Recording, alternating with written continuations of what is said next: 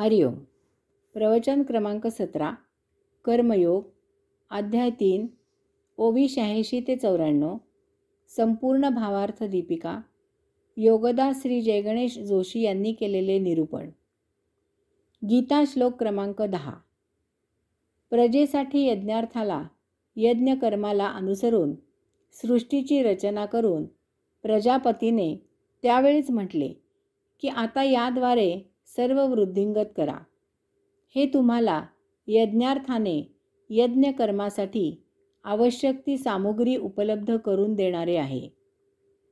भावार्थ दीपिका ओवी क्रमांक 86. तै नित्ययाग सहिते सृजिली भूते समस्ते परिनेणतीची तिये यज्ञाते सूक्ष्म म्हणवनी. ब्रह्मदेवाने सृष्टी निर्माण केली त्यावेळची गोष्ट भगवंत श्री अर्जुनाला सांगत आहेत असे आपण मागील ओवीमध्ये पाहिले. ती गोष्ट आता भगवंत श्री येथे सांगत आहेत. जेव्हा ब्रह्मदेवाने सृष्टी निर्माण केली त्यावेळी त्याने नित्ययज्ञ याग यासहित प्राणीमात्र निर्माण केले. नित्ययज्ञ याग म्हणजे सृष्टी निर्माण करणाऱ्या ब्रह्मदेवाला सर्व प्राणीमात्रांकडून अपेक्षित सर्व प्राणीमात्रांनी आचरणात आणावीत अशी नित्य कामे, कर्मे, क्रिया.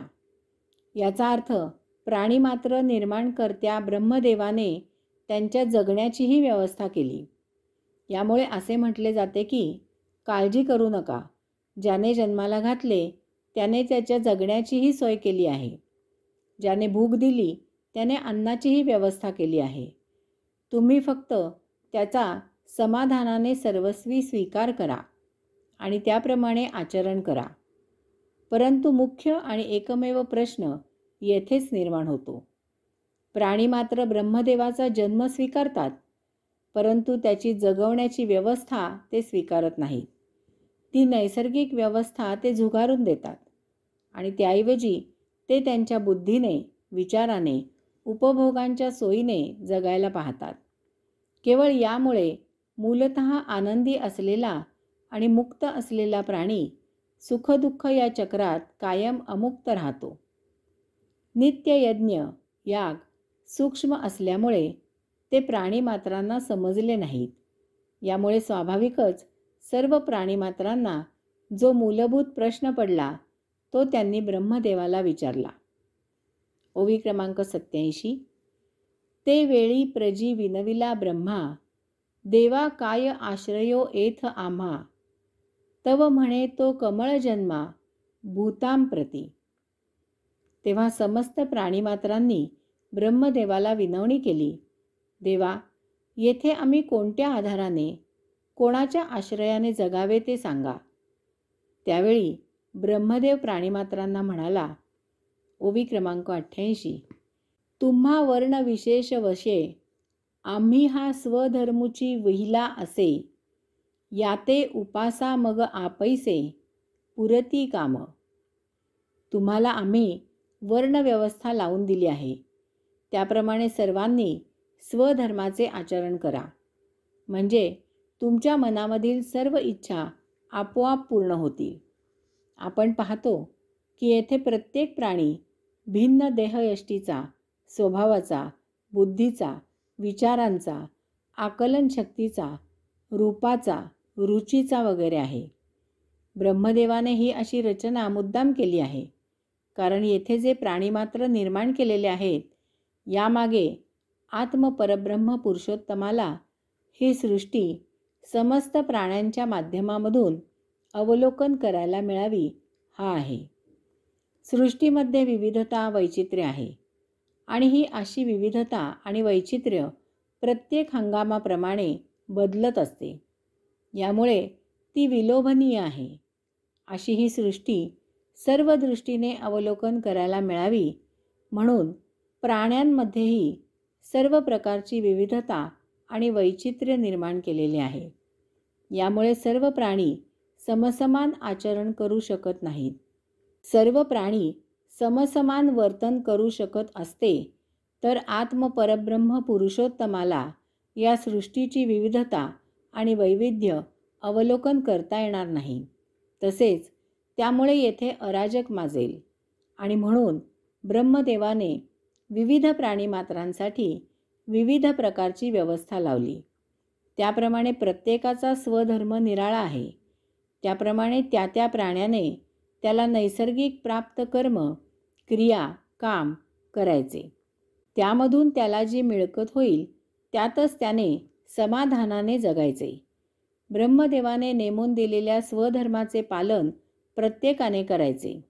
स्वधर्माचे पालन करताना स्वभावतःच ज्याला त्याला त्याच्या स्वधर्माप्रमाणेच इच्छा होतील, म्हणजे सर्वांच्या इच्छा आपोआप पूर्ण होतील.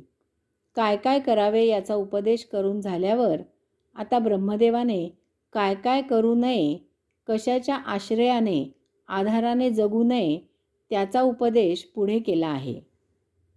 ओवी क्रमांक 89. तुम्ही व्रत नियमू न करावे, शरीराते न पिडावे, दुरीकेही न वचावे, तीर्थासी गा.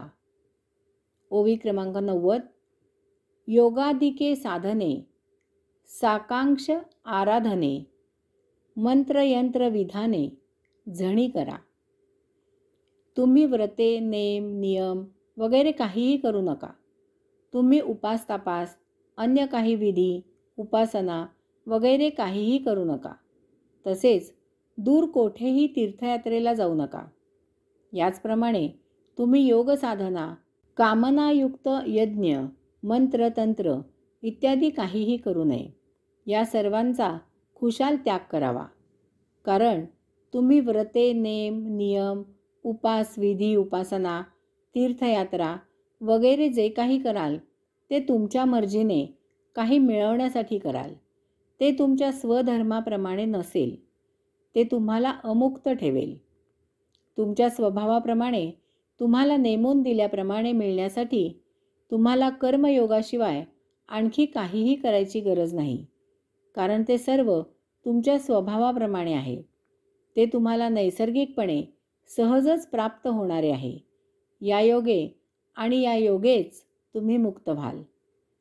ओवी क्रमांक 91. देवतांतरा न भजावे, हे सर्वथा काही न करावे, तुम्ही स्वधर्म यज्ञी यजावे अनायासे.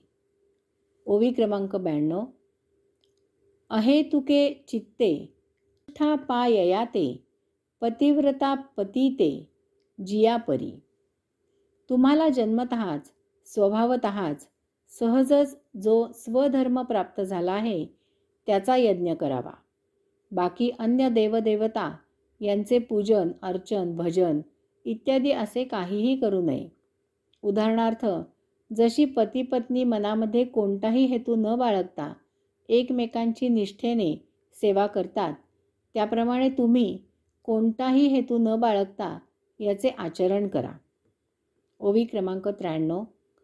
तैसा स्वधर्मरूप मखू, हाची सेव्यू तुम्हा ऐकू, ऐसे सत्य लोक नायकू, बोलता जाहला. ओवी क्रमांक 94. देखा स्वधर्माते भजाल, तरी कामधेनू हा होईल, मग प्रजा हो न सांडील, तुमते कदा. ब्रह्मदेव म्हणाला, पहा, अशा प्रकारे स्वधर्माचा यज्ञ हाच तुम्हाला आचरण करण्यासाठी एकमेव सुयोग्य आहे. जर स्वधर्माने आचरण कराल तर कामधेनूप्रमाणे तो तुमच्या सर्व इच्छा पुरवेल. आणि विशेष म्हणजे ही कामधेनू तुम्हाला भविष्यात कधीही सोडून जाणार नाही. हे सर्व सांगायची गरज भासली, कारण लोक स्वार्थापोटी, नको ते उपभोग घेण्यापोटी प्राप्त कर्म, क्रिया, काम सोडून ढोंगी बाबांच्या मागे लागून पुरुष, धन आणि स्त्रिया आबरू घालवून बसू लागल्या. ढोंगी, भोगी, सोंगी सामान्य जनतेची फसवणूक करून त्यांना लुटू लागले. लोक अंधश्रद्धेने देवदेवतांना, स्वामी महाराजांना नवस बोलून स्वधर्म आणि स्वकर्म याचा त्याग करून आळशी, निष्क्रिय झाले आणि विनाकष्ट आयते मिळवायच्या मागे लागले. आणि म्हणून जनतेला स्वधर्म, स्वकर्म हीच कामधेनू आहे याचा उपदेश करावा लागला. काहीही कारण का असेना, परंतु विद्यासंपन्न अर्जुनही समोर प्राप्त युद्ध सोडून भिक्षा मागून अरण्यात जाऊ इच्छित आहे. यामुळे सर्वांना अशा उपदेशाची आवश्यकता निर्माण झाली. ब्रह्मदेवाने विविधतेने आणि वैविध्याने नटलेली ही सृष्टी निर्माण केली. त्यात त्याने विविध प्रकारचे जीव निर्माण केले आणि या सर्वांना त्यांच्या त्यांच्या कुवतीप्रमाणे स्वकर्म नेमून दिले. यामागे अशा प्रकारे सर्वांनी त्यांना प्राप्त करून दिलेले स्वकर्म केले तर ही सृष्टी आपोआप सुरू राहील असा हेतू होता. यायोगे सर्वांना त्यांच्या स्वकर्माला अनुसरून त्यांचे सर्व इच्छित पूर्ण होईल. यासाठी लहानापासून थोरापर्यंत सर्वांच्या सहकार्याची आवश्यकता आहे.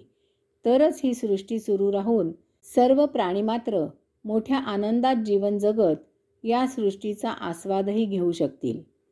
घरामध्ये स्वच्छता करण्यापासून स्वयंपाक करण्यापर्यंत सर्व कामे सारखीच महत्त्वाची असतात.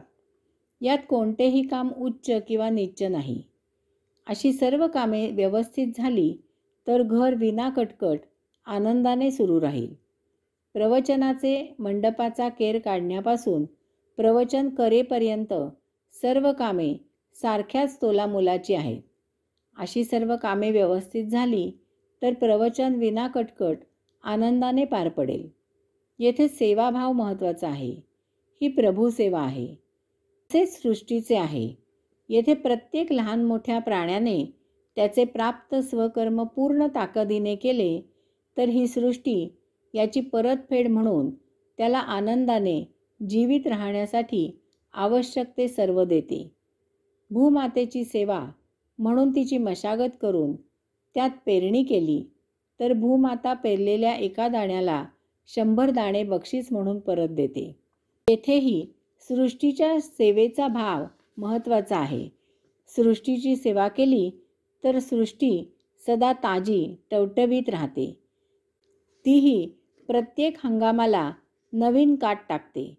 यायोगे अशी ही सृष्टी सर्वांना जन्मोजन्मी साथ देते आणि म्हणून स्वधर्माने प्राप्त स्वकर्म हीच कामधेनू आहे. कामधेनूसाठी स्वर्गात जायची गरज नाही. ब्रह्मदेवाने तिला तुम्हा सर्वांच्या घरीदारी रुजू केले आहे. हरिओम.